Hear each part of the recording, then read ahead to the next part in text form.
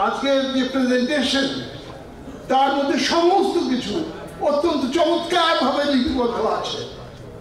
আমাদের উন্নয়ন, আমাদের শিল্পের বিকাশ, আমাদের সামাজিক জীবনের উৎকর্ষতা সব কিছু আছে। কিন্তু একটা জিনিস আমার কাছে ভীষণভাবে মনে হয়েছে, এর গ্যারান্টি ক্লজ কোথায়? কেন এইগুলি অতীতে বারবার ব্যাহত হয়েছে?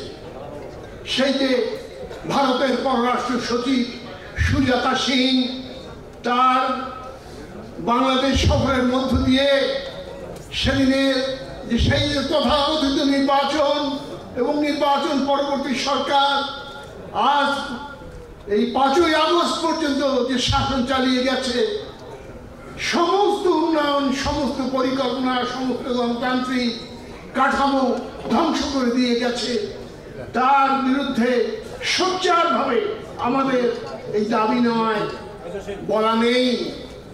যতটুকু বলা আছে সেটা যথেষ্ট নয়। বাংলার স্বাধীনতা, সার্বভৌমত্ব সবচেয়ে বড় কথা। আমাদের সমস্ত উন্নয়ন বা সমস্ত দাবি নেওয়াকে বাস্তবে রূপ দেওয়ার ক্ষেত্রে গ্যারান্টি ক্লজ সেটাকে সন্নিবেশিত করা এবং সেটাকেই অগ্রাধিকার দেওয়া আমাদের সবচেয়ে বড় কর্তব্য।